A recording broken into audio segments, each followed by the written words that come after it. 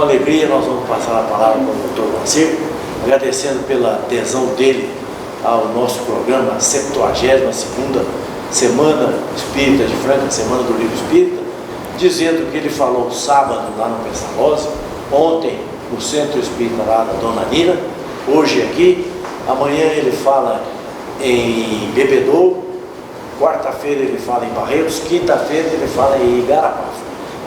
Vejam que é uma turnê bem longa que ele está cumprindo na nossa região. Então, com a palavra, nosso querido Moacir. Boa noite a todos. É sempre uma alegria estar entre os irmãos, porque quando se faz uma palestra num grupo espírita, acontece algo que parece um pouco fora das leis da física.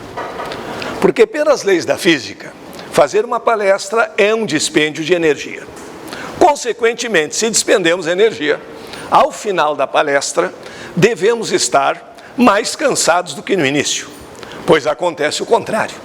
Pelas boas vibrações, pela assistência espiritual, particularmente eu, nos bons ambientes espíritas, existem os mais ou menos, o ruim não chega a existir, mas vamos dizer que existem os mais ou menos, nos bons termino mais cansado do que quando comecei, o que não quer dizer naturalmente um processo de vampirismo, e sim de afinidade, de boas energias, de bons estudos. Falando em bons estudos, a gente pensa sempre na relatividade do tempo, e o Felipe ontem me lembrava, anteontem, me lembrava que nós tínhamos feito uma palestra aqui na Semana do Livro Espírita em 1970, e me parecia que em 1970 eu ainda não tinha nascido. Mas com a prova contundente em contrário, com a palavra do Felipe, eu passo a acreditar que em 1970 eu não somente já tinha nascido, como também já falava. Talvez com a dificuldade das crianças, mas falava de alguma maneira. Então hoje nós vamos tratar de um assunto que às vezes se torna um tabu nas religiões, nos movimentos, que é exatamente essa busca da felicidade. Nós temos que entender algumas posições que parecem extremadas de alguns filósofos e justificá-las. Nietzsche criticou sempre o posicionamento cristão, mas aí nós temos que pensar um pouco mais. Ele não era um tolo, naturalmente tinha seus defeitos, era antifeminista total, e esse já é um defeito muito grave, mas tinha também as suas qualidades. E quando ele criticava a postura cristã, ele falava no Cristo que lhes era apresentado pelos inquisidores. Um Cristo que justificava a Inquisição, porque se matava em nome dele. E que dizia, num acordo solerte entre a nobreza e o clero, quando a França estava dividida em 3 estados. Primeiro estado, clero. Segundo estado, nobreza. Terceiro estado, o resto. O resto representava 95% da população, se não mais, e tinha uma faixinha de 5% do poder. Disfarçado, eles eram convocados para algumas assembleiazinhas, onde o tema estava pré-estabelecido, e votavam. Naquele tempo não era participativo, era um orçamento manipulativo. Hoje, naturalmente, mudou, dizem. Então, de qualquer forma, havia aquela ideia. A nobreza e o clero podiam ser felizes nessa vida, podiam desfrutar dos bens materiais. E ao terceiro estado competia servir os representantes do primeiro e do segundo, submeter-se às altas taxas cobradas pela realeza para sustentar o seu luxo, submeter-se a não pensar para acreditar nos dogmas, mas seria muito feliz no outro mundo. Então era proibido ser feliz aqui. Tudo que podia trazer alguma felicidade era feio, era proibido, era pecado. Agora, nobreza e clero podiam ser felizes no aquém e no além. Aí nasceu essa ideia de que o evangelho significaria nos impor uma escala de sofrimentos. Ver uma vida sofrida, aborrecida, de mal com todo mundo, que não faz bem a ninguém e não é verdadeiro. É que às vezes nós exigimos muito, e principalmente nos bens materiais. Eu vou ser feliz quando eu possuir o computador mais moderno do planeta Terra. No momento em que eu adquirir o computador mais moderno do planeta Terra, já terão sido fabricadas dezenas de computadores mais atualizados do que aquele. Então é saber o limite da nossa percepção e as coisas que nos fazem felizes. Isso já vinha de Epicuro, nos seus jardins na Grécia, que dizia: nós não devemos querer tomar o melhor vinho do mundo, porque possivelmente virão outros melhores. Não é o melhor, não é o máximo, é aquilo que nos satisfaz. É aquilo que nos faz bem à alma. E deixar de transferir, essa é uma advertência sadia, correta, de Nietzsche. Com todo o seu materialismo, nós não podemos classificar as pessoas, rotular assim com tanta facilidade. Todos têm seus defeitos e suas virtudes. E uma das virtudes é dizer que é um erro achar que nós só podemos ser felizes no outro mundo.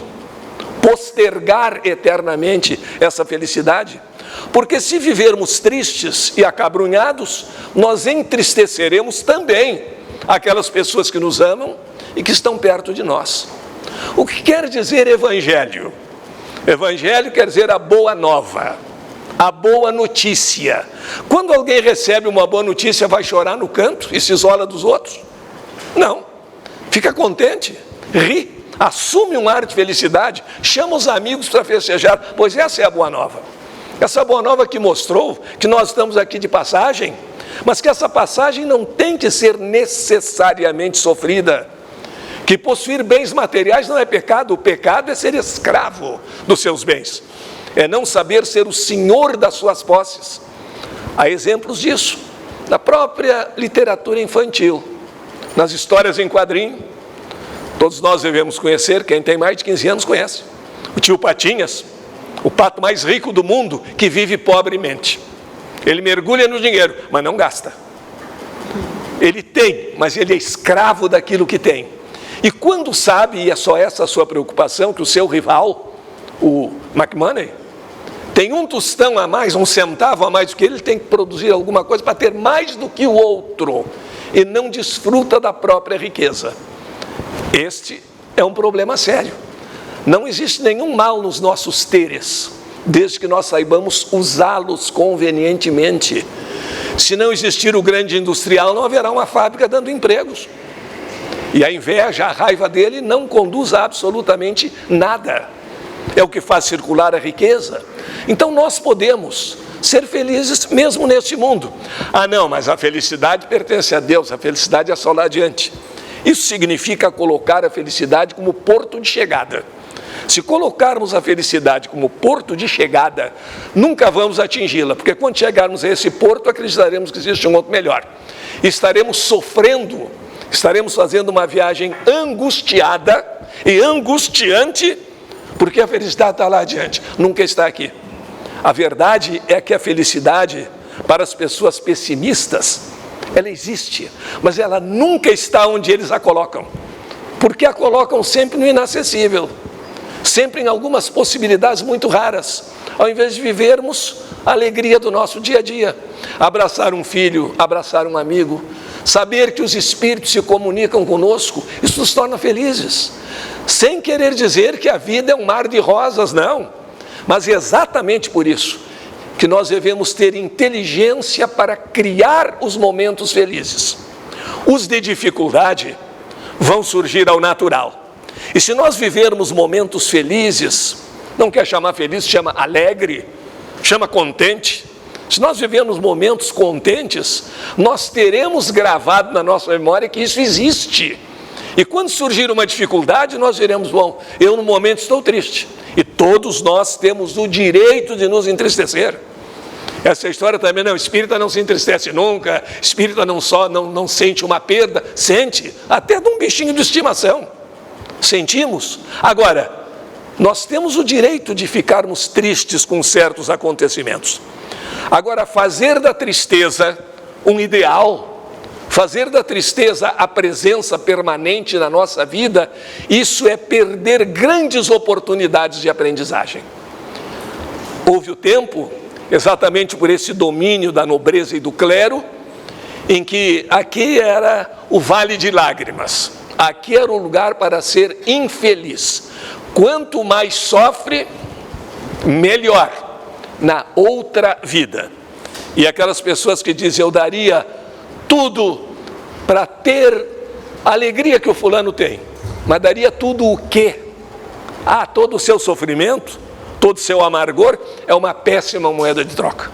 Ninguém vai querer receber o sofrimento como moeda de troca de qualquer coisa. E é isso que nós temos que pensar. Nós temos inteligência, nós temos visão da espiritualidade e não devemos viver a colocar somente em tela os aspectos negativos do ser humano. Há os positivos, aquelas pessoas que têm a mania de viver no passado, né? Até alguns educadores erradamente, quando nós falamos a um jovem, a uma criança, a um aluno, ou a qualquer pessoa em geral, e dizemos assim, no meu tempo não era assim, nós estamos fazendo uma declaração de mumificação ao vivo. Porque quando eu digo no meu tempo não era assim, eu estou dizendo que o tempo atual não é o meu. Consequentemente, as regras daquele tempo não valiam mais, e não valem mais. Naquele tempo você andava de carroça. Imagina eu vindo de carroça, ou num dos cavalos que o Felipe cria, segundo informação do Carlinhos, de Porto Alegre até aqui, seria muito demorado. Melhorou, não é? A gente consegue vir de avião, existe vacina, coisa gloriosa, a vida antiga. O sujeito fincava um prego no pé e sabia que ia morrer de tétano. Não havia antitetânica, não havia antibiótico. Então nós temos que reconhecer que melhoramos em muitos aspectos e que também há muito a melhorar, há muito a construir. E a cada coisa positiva que nós construirmos, nos alegrarmos, porque a alegria atrai a felicidade. Essa alegria de viver que nós temos que cultivar. Porque tudo depende do nosso foco, da nossa intenção. Conforme eu estou sintonizado, assim eu vejo. Houve uma ocasião em Porto Alegre, há alguns anos, em que um cidadão ainda permitia carroças nas ruas, e um carroceiro açoitou violentamente o cavalo, que tombou, e depois morreu em consequência desses maus tratos, no calor e tudo mais. Isso foi notícia de jornais. E uma semana depois, fazendo uma palestra, uma senhora me perguntou, professor, o senhor notou como existem cavalos na rua e carroças? Eu nunca vi tanta carroça como nessa semana. Porque ela estava exatamente focada naquilo. Aquele fato negativo chamou a atenção, entristeceu. E a pessoa está pensando, quantos cavalos estarão sofrendo por aí? E começa a cuidar isso. Nós percebemos aquilo que estamos preparados para perceber. Conta-se que, é um pouco lenda, um pouco história, por ocasião da chegada das naus de Colombo no descobrimento da América, muitos dos povos que aqui habitavam, muitas pessoas dali olhavam e nada viam, porque a gente vê aquilo que está preparado para ver, até que chega o feiticeiro, o xamã, o guru, que enxerga além e começa a descrever aqueles objetos, então eles começam a aceitar, porque depende muito de aceitação. E por isso muitos não aceitam a realidade espiritual. Há a história de um fazendeiro nos Estados Unidos, criado numa região do campo, que nunca em sua vida houvera visto uma girafa, e ao chegar em um zoológico em Nova York, olhando a girafa, olhou, mas isso não existe. Como um professor de biologia que eu conheci, que perguntaram sobre a existência de determinada artéria, e ele disse, eu não me lembro, se eu não me lembro, não existe. Ótimo. Posição absolutamente científica de quem quer fazer alguma investigação, mas o nosso foco deve estar no bem. Por isso tenho dito até com alguma frequência, muitas vezes nós pensamos que a nossa luta principal, que o nosso objetivo é combater as trevas. O nosso objetivo não é combater as trevas, é produzir a luz. Não é combater o mal, é fazer o bem. Porque como trevas, males não têm existência própria, são consequência da ausência da luz, é com a luz que nós fazemos com que eles desapareçam. E essa luz da alegria, essa luz da felicidade que a doutrina nos traz. Agora, por que nós falamos em quântica, o caminho da felicidade? Seria melhor até dizer quântica e o caminho da felicidade. Porque a ciência antiga nos proibia completamente a felicidade no momento em que nos tolhia a liberdade.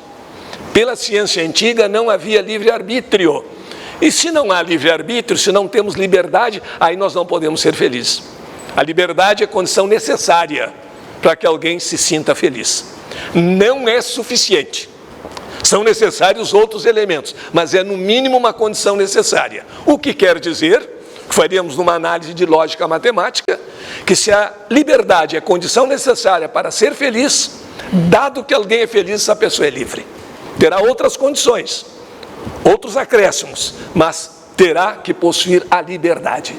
E essa ciência que nos diz que nós temos liberdade de escolhas. Essa ciência que destronou definitivamente o materialismo, que mostrou que o universo físico não atende aos conceitos antigos de realidade. O conceito da ciência antiga sobre realidade, do mecanicismo, para que um objeto seja real, para que pertença a um mundo real, são necessárias duas condições. Uma, que exista independentemente da nossa percepção. A lua existe mesmo que eu não esteja olhando para ela.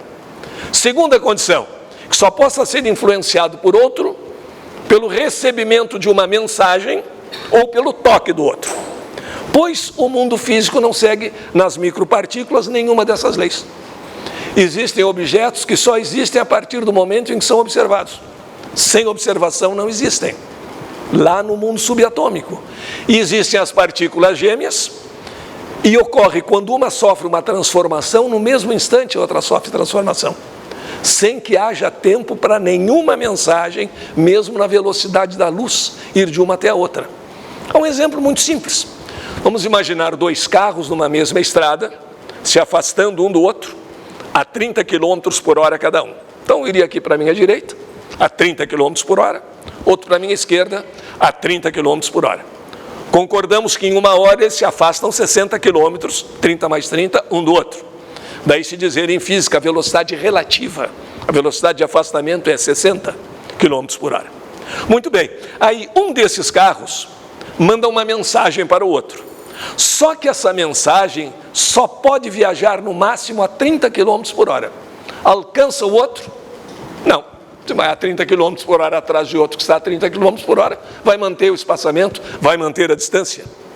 Pois com as partículas luminosas ocorre o seguinte: pegamos dois fótons gêmeos, eles estão se afastando um do outro com a velocidade da luz, um pouco mais do que 30 km por hora, só 300 mil km por segundo, se afastando uma da outra.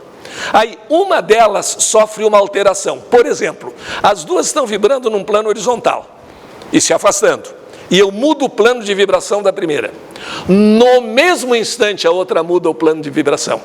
Isso se chama fenômeno não local, porque todos os sinais eletromagnéticos viajam a 300 km por hora, quilômetros por segundo, e 300 km por segundo, atrás de algo que vai a 300 mil km por segundo, não alcança nunca, como no exemplo dos carros. Para um mundo real, no conceito antigo, isso não podia acontecer. Isso foi tão estranho que Einstein chamou esse fenômeno, nas suas discussões com Bohr, de efeito fantasmagórico à distância. E disse que só um sacerdote voodoo oculto poderia explicar aquele tipo de fenômeno. Mas como Einstein tinha a cabeça de cientista aberta, foi quem melhor examinou a física como um todo, ele não estava fechado no seu caderninho, dizendo-se dono da verdade. Ele verificou pela experiência que isso de fato acontecia e a partir daí se cobrou por que isso acontece. E o mais interessante é que os cientistas confessam que sabem que acontece, mas ainda não sabem por quê. São obrigados a ser humildes, mesmo que não seja muito do seu feitio, mas são obrigados a confessar que não sabem. E é tão bonito dizer não sei, não é? Não existe o dono da verdade, o que sabe tudo. De modo que quando se fala em realismo, sob o ponto de vista do materialismo, o mundo físico não obedece às condições. Para a física antiga, que muitos ainda adotam como filosofia da ciência, e não é, o mundo físico não é real, porque não admite, não segue os conceitos de realidade. Então, quando eles dizem que o mundo espiritual não é real, depende do conceito de realidade.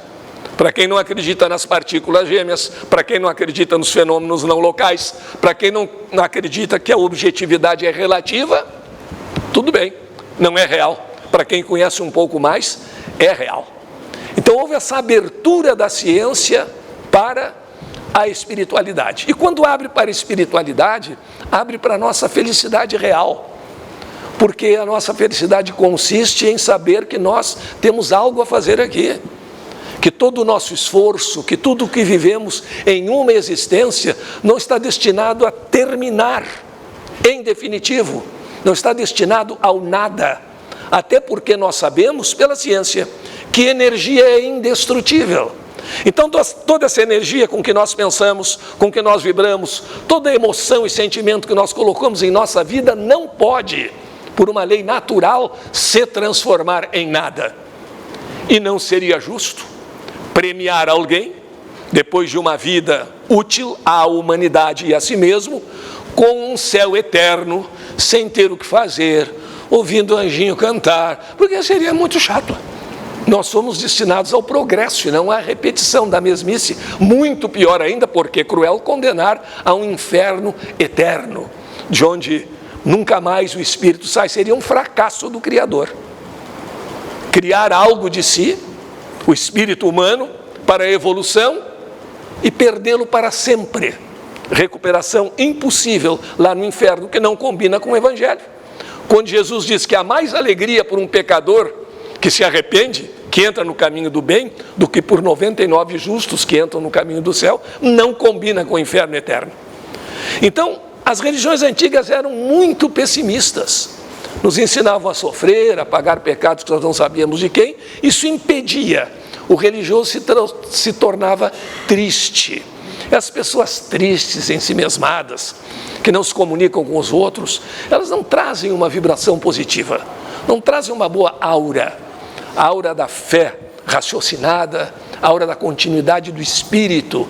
Depende de nós vibrarmos positivamente, e isso a nova ciência, contrariando a antiga, nos possibilitou.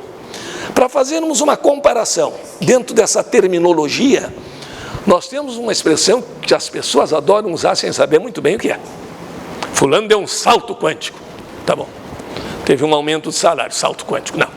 O salto quântico nós devemos aproveitar como exemplo para o nosso crescimento espiritual. É o seguinte: os elétrons se distribuem nas órbitas atômicas de acordo com a sua energia. Pela energia que eles possuem, eles ocupam níveis. Nem todos os níveis são possíveis para os elétrons em todos os átomos. Cada átomo é um universo. Nem tudo é possível para nós em cada uma de nossas encarnações. Nós temos determinados limites do nosso crescimento espiritual, das nossas possibilidades, dos nossos dons artísticos. Para mim, particularmente, seria impossível desenvolver o dom de um grande pintor na presente encarnação. Mas há outras coisas que a gente pode desenvolver. Então, quando o elétron está num nível, para passar para outro, ele precisa aceitar energia. E agora vem um detalhe que muita gente não se dá conta, está ligado ao livro dos Espíritos. Vejam só. Vamos admitir que o elétron esteja no nível 3, chamamos N3, e o próximo nível possível naquele átomo, estamos imaginando, cada átomo tem seus níveis, seja o nível 20. Olha como a ciência antiga foi mudando, o mecanicismo materialista. O elétron tem 3 unidades de energia e está no nível 3. Se ele receber mais uma, fica com 4. Então, onde é que ele fica? Ele sobe um pouquinho a partir do nível 3, não é isso? Pois é, esse era o pensamento antigo. Não é assim. Se o próximo nível possível é o nível 20, ele desconhece qualquer energia que não seja aquela suficiente para ele pular para o nível 20. Isso quer dizer uma nova tabuada. Naquele universo, daquele átomo ali, que nós imaginamos, 3 mais 1, 3. 3 mais 2, 3. 3 mais 10, 3. Porque o nível possível dele é o 3 ou 20. 3 mais 17, 20. Isso é o salto quântico. Passar de um nível para outro sem passar pelos níveis intermediários, que não é do nosso dia a dia, nem da nossa vida costumeira. Se uma pessoa está em um lugar a 1 metro de altura do solo e vai passar para 3 metros de altura, naturalmente ela vai passar pelo 1,5, pelo 2, por todas as fases intermediárias. Aqui não. Mas o que nos serve aqui para a espiritualidade são 2 elementos muito interessantes. Quem é que contou para o elétron que ele não pode aceitar 3 unidades de energia? Por que ele não aceita? Por que ele só aceita 17? Por que ele não aceita qualquer coisa e banca um rebelde sem causa, fica num nível 5? Porque naquele universo o nível 5 não existe. Simplesmente por isso. Isso levou os físicos a falarem em grau de consciência das partículas. Lembra da codificação? A consciência se desenvolve do átomo ao arcanjo. Agora a física está nos dizendo isso.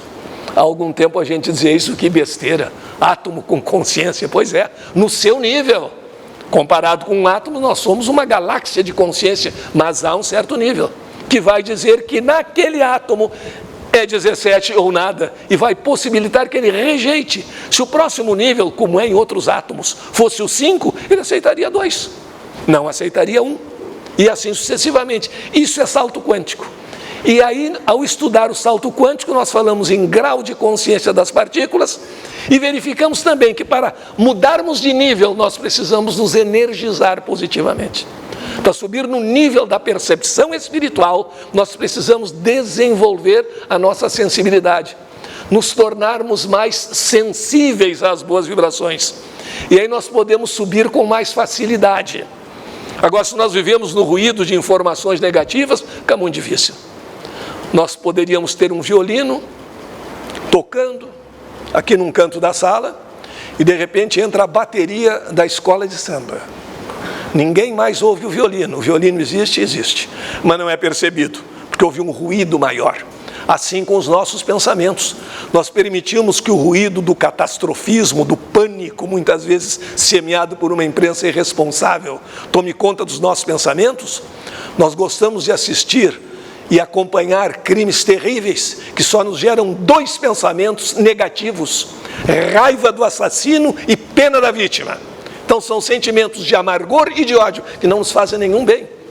E aí, quando nos preocupamos em alimentar o nosso corpo com alimentos saudáveis, temos que pensar também em alimentar nossa mente, para que possamos, eliminando o ruído, perceber a sutileza do espírito, perceber aquelas mensagens que não são tão densas, entender que o argumento vale mais do que a gritaria, que às vezes a frase muito gongórica, cheia de rebusque, de termo complicado, é para esconder falta de conteúdo.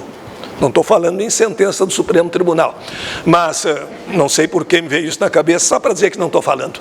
Então, muitas vezes, aquele dito para que ninguém entenda é a anticomunicação. É claro que muitas vezes nós precisamos usar palavras científicas. Eu não posso chamar átomo de coisinha, mas eu também não devo usar a terminologia mais complexa se eu quiser ser entendido. Até porque qualquer estudo de comunicação nos afirma o que é comunicado é o que o ouvinte entende e não o que o comunicador disse. Nós às vezes não entendemos coisas completamente diferentes, ditas da mesma forma pela mesma pessoa. Mas à medida em que nós vamos nos tornando mais sutis, nós conseguimos essa energia. Realizamos a subida de nível. E uma das condições para essa subida é a alegria do nosso coração. É a busca da nossa felicidade. Esse salto seria assim, por exemplo, ir do 1 para o 7 sem passar pelo 2, pelo 3, pelo 4. Ah, mas isso não é lógico. Não, não é lógico. E quem é que disse que o universo é obrigado a seguir a nossa lógica? O pensamento humano foi tão importante que chegou a ter que aceitar coisas contrafatuais. Mas isso é normal, né? Vamos imaginar lá na época de Galileu, eu estou em pé aqui agora. Existe alguma pessoa no planeta Terra que está em pé com os pés virados contra os meus, não? Isso ninguém entendia naquela época, muitos não entendem até hoje. Grandes filósofos como Olavo de Carvalho acham que isso não existe, porque a Terra é plana. Tudo bem. Assim como os nossos preciosos filósofos da televisão, no começo da pandemia, faziam profecia sobre o novo normal. Depois da pandemia, todo mundo vai estar bonzinho, vai haver solidariedade, vai haver isso aqui. Só entende a lição quem quer. Deu para entender pela pandemia que não existe o problema do outro, por mais longe que ele esteja. Que nós estamos unidos, que é a grande lei da física quântica, a interconectividade, numa medida maior ou menor, todos nós estamos interconectados. Isso deu para entender. Mas aquela profecia de que logo depois o mundo seria melhor, os poucos que saíam à rua de carro mantinham o mesmo comportamento. Talvez mais irado do que o comportamento antigo. Olha que desgraça, agora eu tenho que conviver com a família por causa desse vírus maldito. Esse não evoluiu. Como desgraça conviver com a família? Deveria ser algo muito bom. Ah, mas a família tem os seus defeitos, tem as suas teimosias. Mas que bom que nós conseguimos conviver com pensamentos diferentes, com atitudes diferentes, podemos dialogar e não simplesmente impor. Esse é um conhecimento que nos leva a mantermos a felicidade da união de um determinado grupo. E assim, os mistérios foram aparecendo. Na física antiga se discutia muito, o elétron é uma onda ou é uma partícula? E aí, os maniqueístas, só eu tenho a verdade, fora de mim ninguém tem a verdade, é de Deus ou é do diabo, não tem meio termo. Vale muito ou não vale nada, essa polarização, muito comum em torcida de futebol, e lamentavelmente invadindo o mundo todo em termos de ideologia, de não se suportar um diálogo, um intermediário. Mas a ciência nos deu exemplo. O elétron é uma partícula, é uma onda. Sabe o que diziam os físicos antigos? É impossível ser as duas coisas, ou é partícula ou é onda. A diferença é simples. Uma partícula, imaginemos uma bolinha de matéria, que, se eu deixar cair aqui, estará em um só lugar em cada momento, e eu posso calcular até a velocidade, o impulso contra o solo, etc. Onda está em vários lugares ao mesmo tempo, diferente da partícula. Nós não podemos, em vários lugares aqui da cidade agora, sintonizar um televisor ou um rádio e receber a mesma onda, no mesmo momento. Essa é a diferença. E uma coisa e outra não podia ser. Assim como o doutor Bezerra não pode estar em vários centros ao mesmo tempo, sem mistificação, etc. e tal. A onda pode. E aí, a partir de experiências, verificaram que o elétron, às vezes, se comportava como partícula. Montava lá uma experiência e ele mexia um molinetezinho como se fosse uma bala batendo ali. Fazia outras em que ele fazia figuras de interferência. Quando descobriam que ele tinha um comportamento de partícula, os adeptos do partido da partícula diziam alegremente, é partícula, tá certo? Logo não pode ser onda, esse logo não tá bom. Esse logo é maniqueísta, é polarizador. Outros daqui a pouco faziam uma experiência e o elétron se comportava como onda. É onda, logo não pode ser partícula, esse logo que não está certo. E aí verificaram que o elétron às vezes se comporta como onda e às vezes como partícula. E aí algum daqueles maniqueístas, adeptos dos extremos, extremo se toca em tudo, na religião, na vida, na política. Um cidadão de extrema direita, ele tolhe a liberdade dos outros e, se puder, estou dizendo agora extremista absoluto, ele mata os seus inimigos, mata com a mão direita. E diz que o feio é matar com a esquerda. Um cidadão de extrema esquerda, um Stalin da vida, ele também submete, não permite liberdade a ninguém. Todos têm a liberdade de pensar como ele pensa. E mata os inimigos, elimina os inimigos. Só que mata com a esquerda. E diz que é muito feio matar com a direita. Os dois matam e tolhem a liberdade, logo são iguais. Os extremos sempre se tocaram. E nós devemos saber a virtude no meio termo. Para isso, examinar todas as questões com calma. E aí a pergunta final foi respondida por de Broglie, mas afinal, o elétron é onda ou é partícula? Ele é algo que, às vezes se comporta como onda e às vezes se comporta como partícula. E se perguntassem a de Broglie, e esse algo que é exatamente o que? É exatamente algo que nós não sabemos dizer exatamente o que é. Pronto. E aí entramos no campo da imaginação, da matemática pura. E na espiritualidade nós também pensamos dessa mesma maneira. Sem liberdade. E aqui é só um esquema de uma diferença entre o mecanicismo, certeza, tudo está escrito, e quântica, possibilidade de escolha, livre-arbítrio. Eu estranho muito porque eu conheço muitos amigos espíritas que são amigos do determinismo. Estava escrito, tinha que acontecer. E se tinha que acontecer, ninguém pode fazer o contrário. Eu tenho uma amiga em Porto Alegre, quando houve aquele grande desastre com o avião da Air France, em que desencarnou um grande amigo meu, médico, cirurgião plástico de mãos, que estudou comigo no científico, no Colégio Rosário. E quando aconteceu o desastre do avião, uma senhora que deveria embarcar, ela perdeu o voo por causa do engarrafamento de tráfego em São Paulo. Claro que a gente deve ter sido um caso muito raro haver engarrafamentos de trânsito nas nossas grandes cidades, em que tudo é perfeitamente planejado. Mas vamos admitir que aconteceu uma vez na vida, ou foi desculpa dela para ter perdido o voo. A senhora perdeu o voo e na manhã seguinte morreu atropelada por um caminhão. Aí a minha amiga não resistiu e me telefonou. Você viu? Estás acompanhando o acidente da Air France? Eu não estou acompanhando porque já aconteceu. Viste, tu que não acreditas no destino, aquela senhora, que eu nem sabia ainda, que perdeu o voo, mas morreu atropelada pelo caminhão, quando chega a hora, não adianta nada. Pois é, mas há duas falhas nessa teoria. Primeiro, topográfica. estava programada para morrer no acidente de avião, tinha que morrer no acidente de avião no oceano, não numa avenida de São Paulo. Outra falha temporal, porque se a hora dela era na hora do avião, a hora do avião não foi a mesma hora do caminhão. Mas eu já sei o que aconteceu. Na hora do acidente do avião, consumado o acidente, Deus adormeceu. E um anjinho, um querubim safado, puxou a calça de pijama do Todo-Poderoso e disse: Senhor, lembra do acidente com o avião da Air France? Claro, minha memória é infinita. Lembra da senhora fulana, que deveria morrer no acidente? Lembro. Não morreu. Qual é a sua explicação? Tudo bem, eu já arrumo um caminhãozinho para ela e nós resolvemos esse problema. É essa a ideia. A ideia do determinismo é exatamente essa. Nós temos flexibilidade. Nós temos pontos pelos quais nós devemos passar, mas nós escolhemos o rumo, a trajetória, senão não haveria livre-arbítrio. Senão o livro dos Espíritos não diria que o suicida é responsável por um tempo de vida que ele encurtou, usando mal o seu livre-arbítrio. Então nós sabemos que vivemos num mundo de possibilidades, e essas possibilidades, mesmo no próprio comportamento do elétron, são determinadas pela nossa consciência. E nós sabemos que o pensamento é energia criadora, e que a expectativa do fato cria o fato. Isso é fundamental e nos mostra por que devemos cultivar alegria, felicidade, bom humor. Há uma experiência feita na Universidade de Harvard, onde em 1998 nasceu a chamada psicologia positiva. Qual foi a causa do nascimento da psicologia positiva?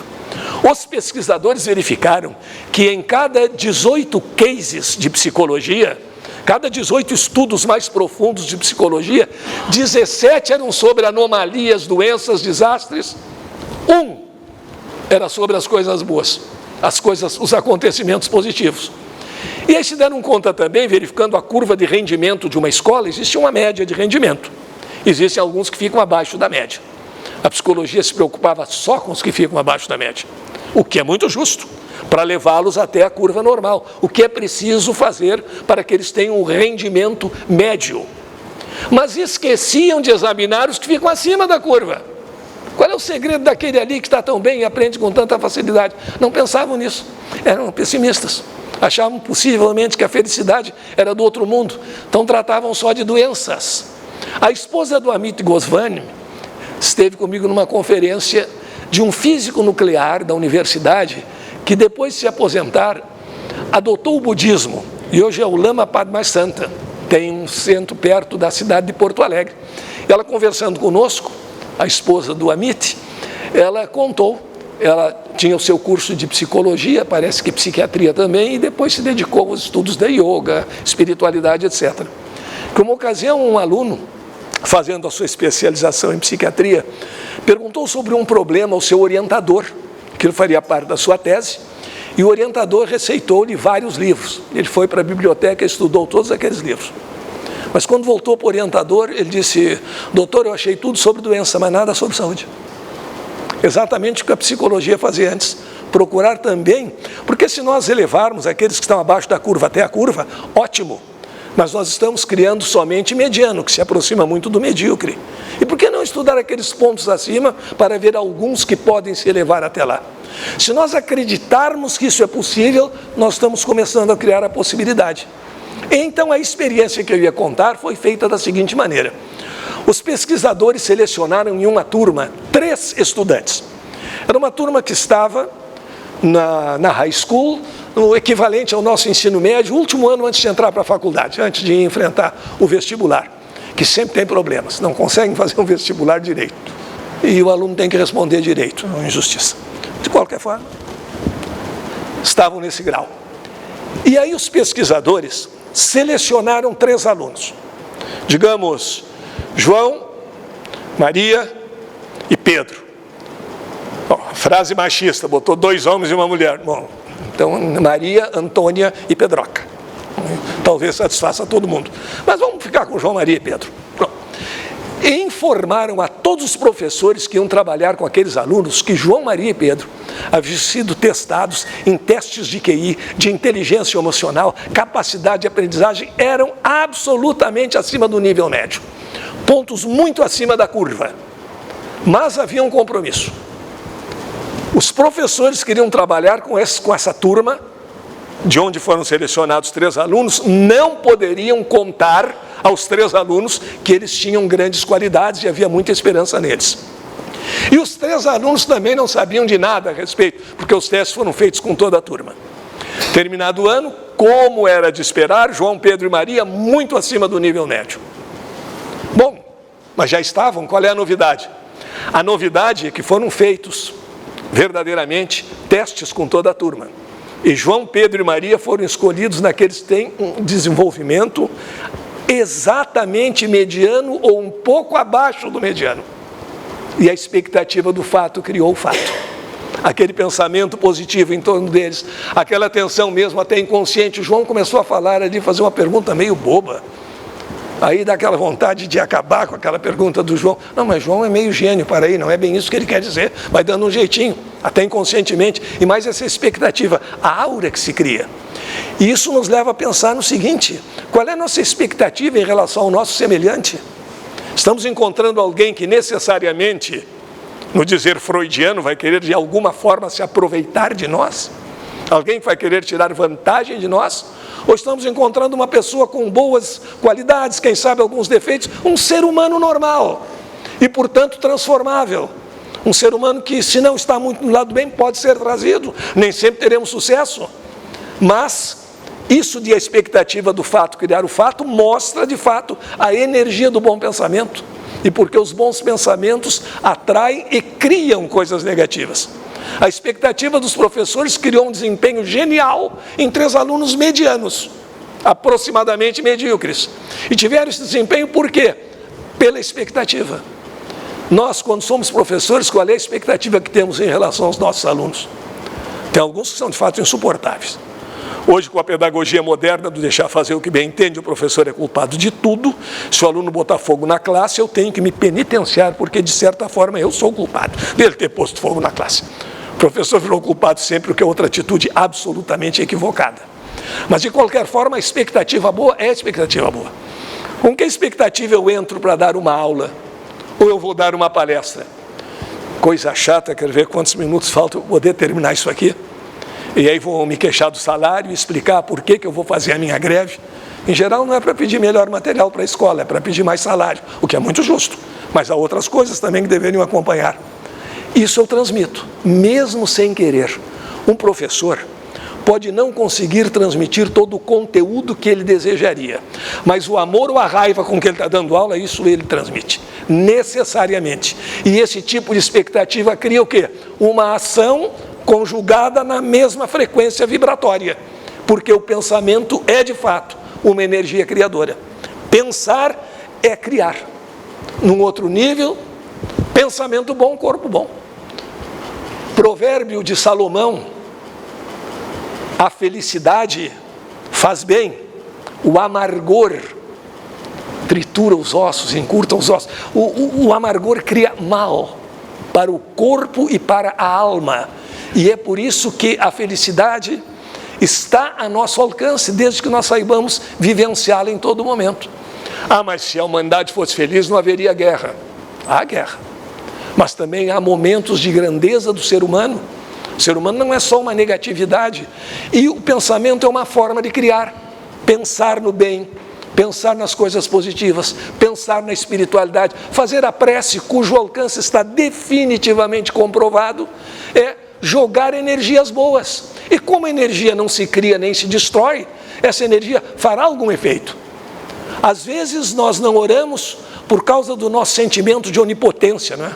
Eu vou rezar, mas não vai adiantar nada, o cara não vai sair pulando do hospital e vir me agradecer aqui em casa, então não faço nada. Se eu tivesse o poder de Jesus, eu faria. E a cruz de Jesus também aceita na mesma proporção. Aí já temos que conversar mais um pouquinho. Existe um brasileiro que se intitula Jesus Cristo, né? E uma vez eu ouvi uma entrevista dele, às vezes a gente não tem o que fazer, mas tem que ouvir para conhecer. Ele é a reencarnação de Jesus. E quando lhe perguntaram, Henri Christus, no momento quando perguntou o entrevistador para ele, mas e a cruz o senhor aceitaria também? o pai não iria me sujeitar à mesma prova 2 vezes. Já passei por ela. Tá bom? O poder sim, tá, muito bom. É que todo compromisso implica algum sacrifício que não é penalidade. Enquanto o aluno vai à escola, se lamentando porque acordou cedo, porque a matéria é difícil, porque vai levar tempo para se formar, ele não rende. Quando ele adquire o prazer do conhecimento, porque o conhecimento liberta, ele anda com muito mais facilidade, muito mais fácil. Vejam se os pais pensassem assim: criança está com 6, 7 anos, quer fazer medicina, tem pela frente uns 15 anos de estudo, 20, especialização, etc. Então não precisa começar agora, falta muito tempo, deixa ele em casa dormindo mais um pouco. Coitadinho, levantar cedo, pode brincar a hora que quer com os amigos, agora já não pode, tem que ficar quieto, ouvindo o professor falar. Ainda tem trabalho para fazer em casa, pobre criança, e daqui a 20 anos só que vai ter um diploma na mão. Pensando assim não evolui nunca, porque todo o resultado bom exige esforço. Ninguém se torna atleta pensando. Nos primeiros exercícios a musculatura dói. Castigo de Deus, não é para ser atleta, está querendo ser muito poderoso, fica em casa sentado, aí atrofia tudo. Não? Dói, mas depois adapta. E vai adaptando, e vai melhorando, e aquilo que era um esforço sobre-humano, dias depois, ou semanas depois, já é um esforço moderado, e assim é em tudo na nossa existência. Termos o nosso objetivo e saber que é necessário o mérito, o esforço pessoal para atingir aquele objetivo. E nós não nos damos conta, embora sejamos espíritas muitas vezes, que quando falamos em mérito, não é algo adquirido só nessa vida, também vem de outras. Nós tivemos méritos ou deméritos e estamos aqui vivenciando na situação mais útil à evolução do nosso espírito. Pode não ser a melhor no nosso entendimento, a mais gostosa, a mais prazenteira, mas nós estamos exatamente onde devemos estar para as provas que temos que passar para a nossa evolução. E por isso não somos iguais. Cada um de nós tem um histórico diferente. E essa conversa tem que tratar todo mundo do mesmo jeito. Rui Barbosa já disse o contrário. Justiça é tratar desigualmente os desiguais. O Estado a quem cabe promover a justiça, e não a nós, justiça pessoal, mas o Estado a quem cabe promover a justiça não pode tratar da mesma maneira um pai de família e um estuprador. Ah não, todos são iguais, não, não. Todos devem ter oportunidades iguais. Nós temos históricos de muitas vidas e por isso temos propensões diferentes, mas o importante é que cada um de nós pode ser feliz e pode crescer na medida dos seus níveis atômicos, na medida das suas possibilidades e não querer fazer o crescimento igual ao crescimento do outro. Eu já disse que eu não tenho muita tendência para pintura, desenho, essa coisa toda. Houve um fato na infância de que eu me lembro. Aí também vem aquela história, a culpa é desse fato da infância. Não, é que eu não tenho propensão para isso, não está nas minhas potencialidades. Mas quando criança eu fiz um desenho na escola, e cheguei em casa e mostrei o desenho. Estava minha mãe e uma prima dela. E a prima dela olhou meu desenho, que bonito o teu desenho. Devia ter terminado aí, porque tem gente que não sabe quando terminar a frase.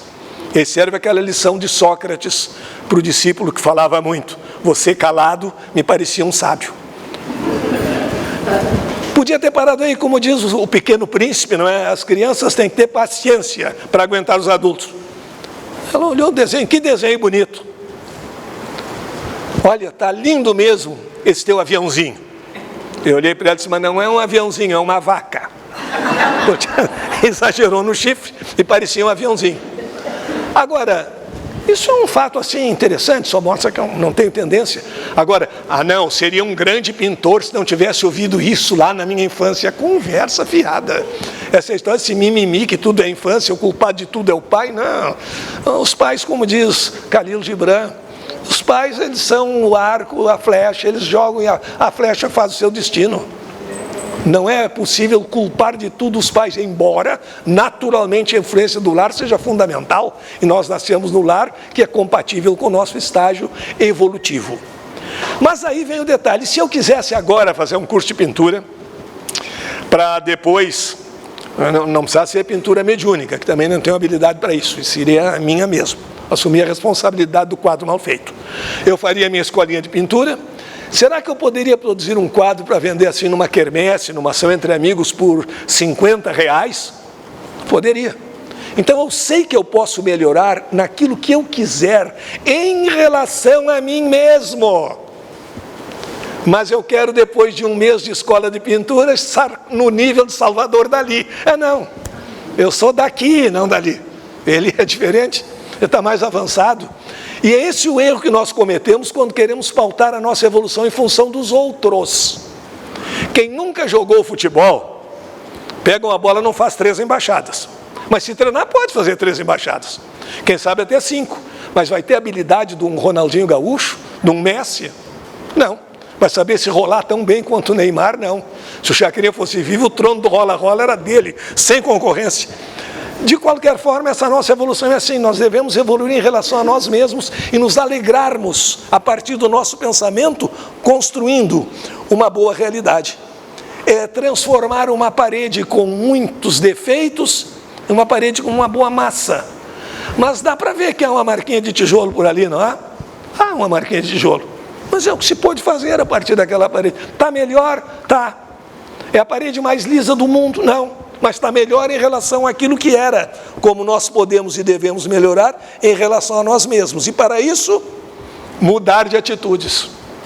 O grande físico, Basarab Nicolescu, que escreveu junto com Edgar Morin sobre a chamada transdisciplinaridade, ele perguntava: de onde vem essa cegueira? De onde vem essa teimosia de sempre querer fazer o novo com o velho? Mas esse método aqui funcionou até hoje, estão inventando um método novo. Não quer dizer que eu deva aderir ao método novo só por modismo. Isso é falta de convicção, mas eu tenho que estudar o método novo. Ou nós ainda achamos que a palmatória é uma coisa muito boa na escola. Os adeptos do sofrimento acham isso. Há um ambiente insalubre muito melhor do que um ambiente saudável. Chover dentro da sala de aula é a glória. Eu vi uma irmã nossa, aqui no interior de São Paulo, criticar o presidente de um centro espírita porque tinha trocado cadeiras de plásticos por cadeiras mais cômodas. E porque tinha posto ar-condicionado na sala, que nós estamos aqui para passar dificuldade. Na casa dela tem ar-condicionado e tapete importado. Esse negócio de sofrer pelo sofrer não significa absolutamente nada. O sofrimento ainda é um caminho. Mas é o caminho destinado aos mais teimosos, aos que não escutam o violino, aos que não têm a percepção mais sutil. Então a vida apresenta muitos convites, não aceita? Vai pelo caminho da dor, mas não é o único caminho, o necessário caminho. E o simples fato de sofrer não significa evolução. O simples fato de estar na pobreza também não significa evolução. E também parar com esse tipo de julgamento, que é estatisticamente ridícula, que todo mundo que está pobre foi muito rico na encarnação passada e está pagando o mau uso do dinheiro. Me digam em que época da humanidade houve mais rico do que pobre. Em nenhuma, não é? Mas se tem mais pobre do que rico, e o pobre foi rico na outra encarnação e está pagando pelo pecado de ter sido rico, isso não fecha. Em nenhum raciocínio normal, tem que evitar esse tipo de raciocínio. Nós estamos vivendo essa vida, a outra é reminiscência. Não dá para voltar e mudar nada. Não dá para mudar ontem, como é que eu vou mudar a minha vida passada? A vida real, no sentido de possibilitarmos nossa evolução e transformação, é essa. É agora que nós podemos tomar decisões. Mas quando eu vivi na França, quase todo mundo que lembra viveu na França.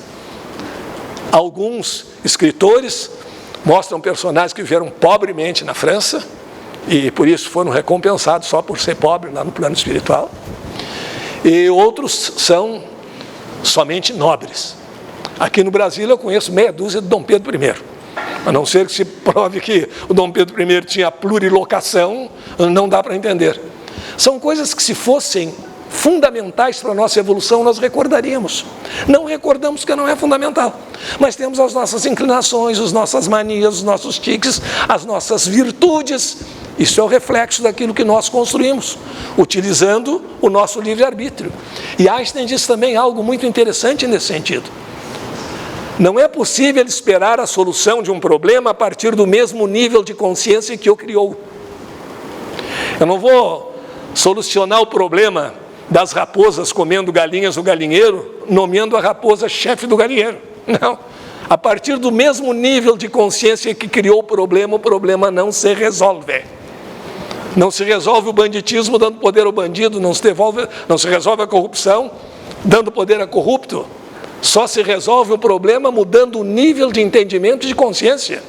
Quando eu pensar somente em mim, no meu bem-estar, seja ele obtido de modo lícito ou ilícito, eu não tenho condições de resolver esse tipo de problema, porque é preciso ampliar o nível de consciência, que a própria pessoa pode ampliar, desde que queira, desde que tenha esse ideal, desde que conheça as vantagens, os valores da espiritualidade. E em relação a isso, há uma pesquisa de um médico espanhol que trabalha em colaboração com a Harvard e criou uma disciplina que ele chamou Psiconeuroimunobiologia. O nome é grande, mas essa disciplina trata exatamente de todos esses aspectos, o psiquismo, o sistema neural, a biologia, e ele fez uma descoberta interessantíssima. Quando nós estamos bem, e o nosso organismo está bem, nós estamos num padrão de homeostase. E também estamos felizes, mente feliz, corpo feliz, funcionando bem. Aí ele descobriu que 1 minuto de raiva, sabe aquelas pessoas que têm necessidade de ter um piti por semana? Isso é terrível. 1 minuto de raiva, de xingação, etc., cobra do organismo 6 horas para retomar todos os padrões normais. As pessoas às vezes não se dão conta disso. Eu fico nervoso aí, me xingou, eu xingo mais ainda. Grande vantagem, sou campeão do palavrão. Mas me xingou, eu xingo mais ainda. E eu sei que na hora eu fico ofegante de tanta raiva. Eu sei que os meus batimentos cardíacos se aceleram. Eu sei que a minha tensão arterial deve subir um pouco. Mas em seguida, 10 minutos, já esqueci daquilo. Estou respirando bem, pode até medir a pulsação, que deve estar normal. A pressão deve ter voltado aos 12/7, 13/8, 11/8, por ali. Está tudo bem, não está nada bem. Pode ser que a respiração tenha normalizado e tudo mais, mas para o organismo retomar todos os padrões anteriores àquele ataque de fúria, imagina se os padrões já não fossem muito bons, tá? Aí piorou.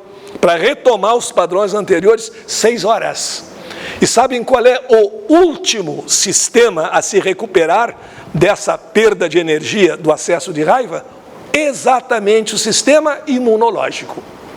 Então nós temos 1 minuto de raiva, achamos que logo em seguida está tudo bem, nossa imunologia está 6 horas indefesa, incapaz de agir contra qualquer agressão externa, o que nos torna mais sujeitos a qualquer tipo de infecção, a qualquer tipo de bactéria, que até pela vibração emitida se sentem muito confortáveis.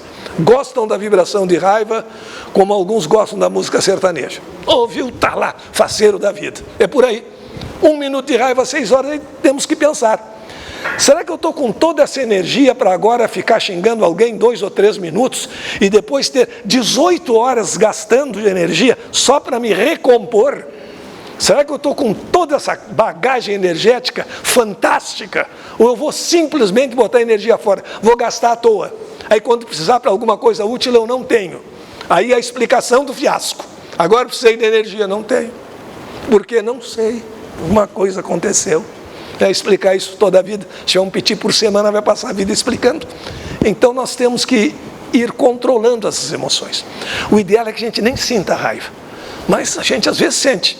Mas quando sente, controla a resposta, pelo menos age inteligentemente. O simples fato de sentir a raiva já vai dar um prejuízozinho emocional, mas não é aquele absurdo todo, não. É como uma pessoa que sai de uma reunião e encontra o carro com um pneu furado. É normal ficar com raiva disso. Alguns vão até dar um chute no pneu, tinha que furar logo agora. Logo agora será em qualquer hora que acontecer. Nunca será agradável. Agora imagine que a pessoa fique 1 hora em volta do carro, chutando o pneu, xingando, reclamando e tal, abre o porta-mala, joga o macaco no chão e tal, está botando energia fora. Depois vai faltar para afrouxar as porcas, para usar a chave de roda. Mas 1 minuto de raiva já nos cobra 6 horas. Então, se nós prezamos a nossa saúde, buscar as coisas alegres, ver coisas negativas, notícias de crimes hediondos, previsões nefastas sobre o futuro da humanidade, não constrói. A gente sabe que isso existe, mas é suficiente. Há alguns anos, não sei se a lei se mantém até hoje, na França, em que as emissoras de televisão não funcionavam a noite toda, todas as emissoras eram obrigadas, como última mensagem, antes de sair do ar, a mandar uma mensagem positiva. Nem que fosse um boa noite, esteja em paz. Boa noite, vai com Deus é proibido em algumas escolas do Brasil agora, graças ao nosso avanço cultural. Mas na França não era proibido. Que a última mensagem, mesmo que o programa não fosse tão agradável, o sujeito ouviu, boa noite, fique com Deus, tenha paz no seu espírito. Isso é bom. Agora, pegar no sono depois de um banho de sangue real é difícil. Em que frequência nós estamos vibrando e por onde nós vamos viajar, não será uma coisa muito boa. O Drácula achará a nossa viagem sutil, tranquila. E assim a ciência também foi nos tirando da fantasia para a realidade. Algumas coisas que nós concebíamos como fantásticas viraram ridículo. Isso nos deve alegrar pela inteligência humana. Olha só aqui, o super-homem, um absurdo físico. O super-homem segura um navio assim, com 5 dedos. Tem muita força? Tem.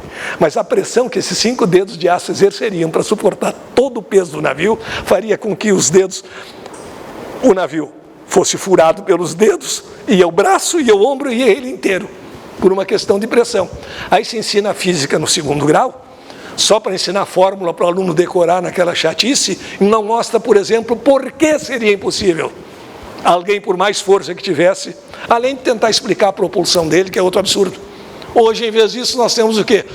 Um robozinho, na Lua, no planeta Marte, que cava o solo, manda amostras para a Terra. Se o solo não é bom, ele tem feedback. Se o solo é muito duro, ele vê que vai estragar o seu instrumento de corte, ele vai ali adiante. Quanta gente não faz isso, né? Fica malhando em ferro frio. Deixa isso aí, o cara é teimoso, deixa ele. Tá bom, adiante. Aí ele vai adiante, pega um lugar onde tem uma boa amostra, manda para a Terra. Isso é a ação da inteligência humana. E é por isso que nós temos que entender que se o homem quiser, se ele tiver os elementos criadores do universo, energia e intenção, ele criará um mundo muito melhor. Ah, mas não será a felicidade plena. Para com isso. Vai entrar para a escola, não é amanhã que vai receber o diploma, não. Mas amanhã vai saber mais do que sabe hoje. Depois de amanhã mais um pouco, e um dia concluirá o seu curso.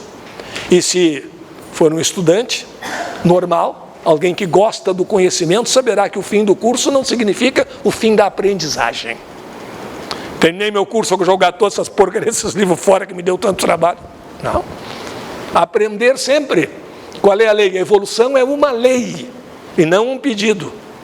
Evoluir sem cessar. Evoluir sempre. Tal é a lei. E aí nós evoluímos de uma fantasia, interessante só como fantasia, mas que se fosse analisada, seria absolutamente ridícula, a uma realidade do invento da inteligência humana. Falsa necessidade da salvação, né? A mania da culpa. Adão e Eva no paraíso.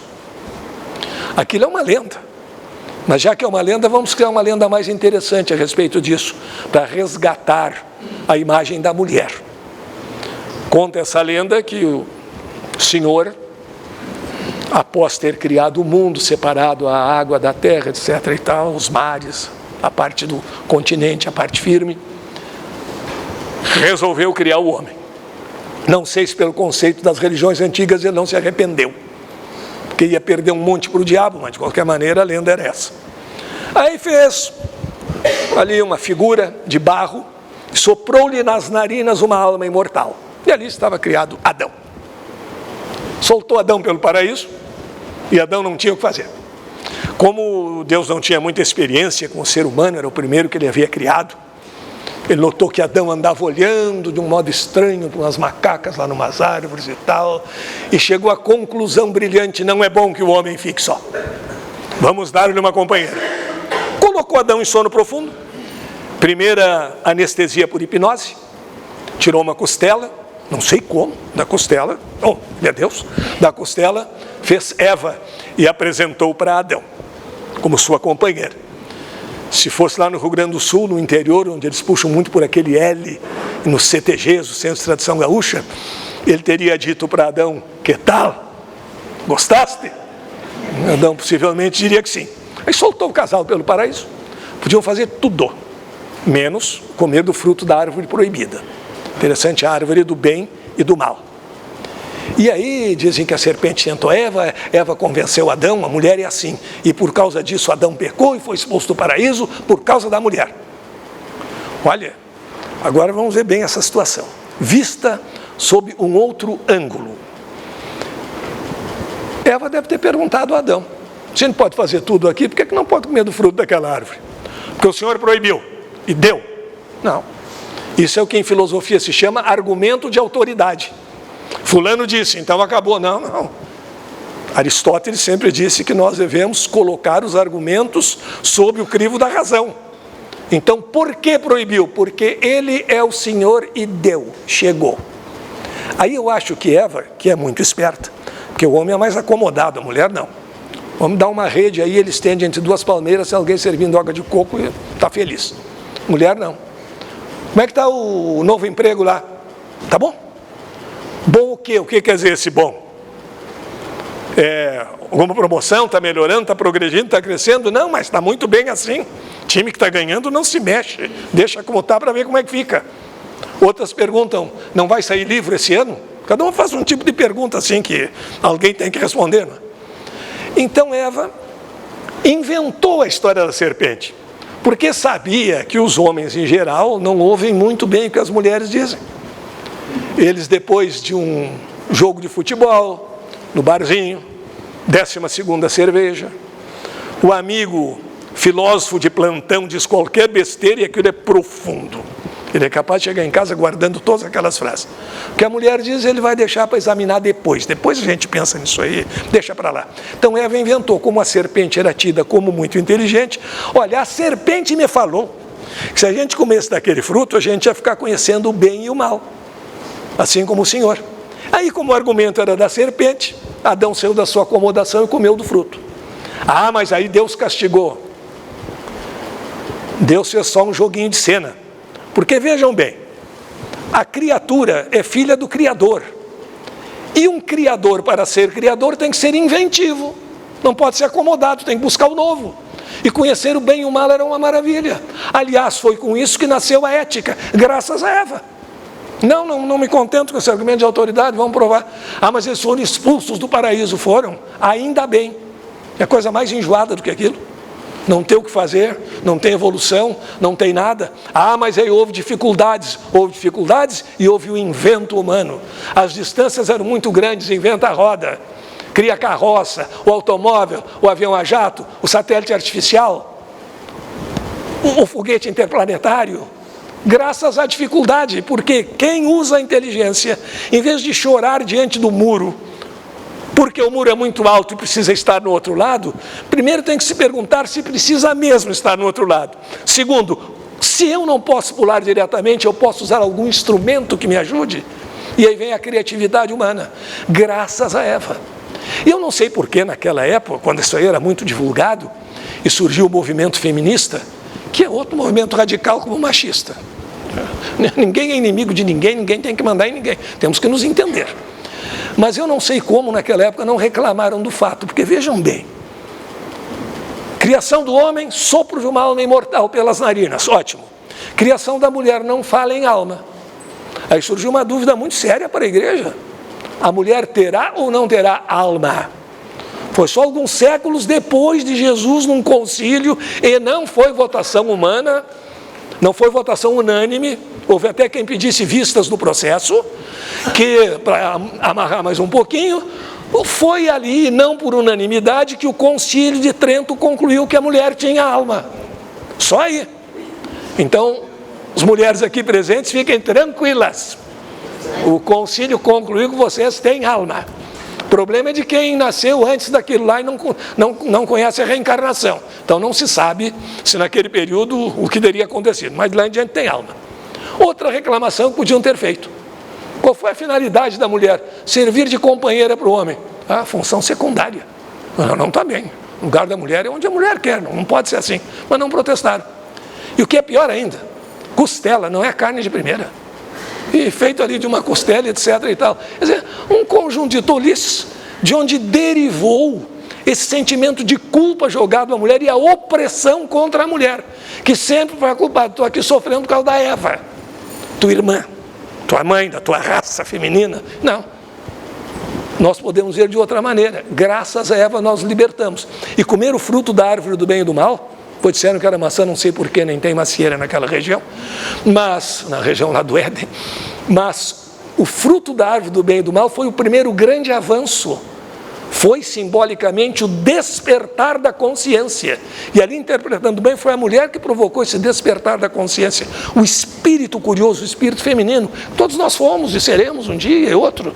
Porque esse detalhe da encarnação é uma polarização necessária à perpetuação da espécie. Então, o que nós vimos a partir dali é a mulher criadora de novos rumos, buscadora de novos ambientes, e saber a diferença entre o bem e o mal, exatamente o ponto fundamental e muito desprezado da filosofia, ética, ter moral, ter boa conduta. Aliás, infelizmente não está provado cientificamente, mas se ficasse provado que a maçã tinha esse dom de provocar naqueles que a ingerem uma consciência, um alto grau de consciência para distinguir o bem e do mal, nós deveríamos propor imediatamente uma lei de iniciativa popular para que, com parte dos nossos impostos, que não são poucos nem pequenos, fossem compradas toneladas de maçã, despejadas diariamente sobre os representantes dos 3 poderes, que seriam obrigados a ingerir uma maçã ao dia, pelo menos. Para quem já está bem eticamente, melhorava um pouco, não faria mal. Eu tenho certeza que em alguns provocaria uma reação alérgica muito forte, quem sabe até sujeita à hospitalização, mas de qualquer maneira, se isso fosse verdade, seria um bom caminho. Infelizmente não é, mas nós devemos estar atentos a essa conversa toda aí. Se houve tudo aquilo, graças à mulher, despertamos a consciência e partimos para a evolução e para o conhecimento. Assim, vivemos hoje sem medo do mistério, porque o medo é exatamente o que tolhe a nossa evolução. Sem medo do mistério significa sem medo de ser feliz. A cada novo dia nós temos novas possibilidades, nossas células mudam. Sob certos aspectos nós não somos, celularmente nós não somos a mesma pessoa de 2 anos. Nós agora somos diferentes, mas nós olhamos uma fotografia nossa de bebezinho, né? E em que tempo nós usamos o verbo, hein? Quando eu mostro uma fotografia minha de nenê, eu digo esse aqui era eu, ou eu digo esse aqui sou eu? Esse aqui sou eu, aos 2 anos. Mas não tem nada parecido, não é possível, é possível. E nós não nos damos conta dessas transformações, não lembramos o que éramos aos 2 anos, porque temos que lembrar o que éramos em uma outra vida, com um outro corpo, com uma outra máquina física. O importante é reconhecermos essas possibilidades, sentir cada dia que encontramos uma pessoa, muito do seu componente físico mudou, por que não pode mudar também o componente psicológico? E olhar as coisas com otimismo, com expectativas boas, com esperança. E nesse ramo nós temos também a evolução da própria ideia de Deus. De um velhinho barbudo e raivoso à inteligência suprema, que nós não representamos fisicamente. A desantropomorfização de Deus, o antropomorfismo divino, agora desantropomorfizamos. Temos uma ideia, uma inteligência suprema, onipresente, onisciente, e essa sabedoria de que Deus nos ama é que nos deve tornar mais felizes. Há um poeta argentino que dizia que Deus nos ama de uma maneira que nós não entendemos bem, mas Deus nos ama, e que Ele é louco por nós. Se Ele tivesse uma carteira, nessa carteira estaria a nossa fotografia. Se Ele tivesse uma geladeira, num ímã de geladeira estaria ali na porta também a nossa fotografia. Porque se não nos amasse, por que nos teria criado? Só para se incomodar conosco, para se sentir ofendido conosco? Não. Nos ama, e nós somos criaturas de Deus em evolução. E às vezes nos queixamos, mas agora o tempo está passando, a vida está difícil para mim. Arthur Rubinstein, 89 anos, executando Mozart e Chopin ao piano. 89 anos. Não, com 70 já não serve para mais nada, serve para muita coisa. Não tem 20, mas as funções vão mudando e em todas as idades nós podemos ser felizes, realizando as nossas tarefas dentro das nossas possibilidades. Eu não tenho a capacidade de perdoar que tinha Jesus, mas eu posso melhorar a minha capacidade de perdoar. E amanhã ser mais sensível ao perdão do que sou hoje. E assim nós não devemos estar criando limites. E a nossa grande felicidade está aqui. Não existe morte. Deus te ama.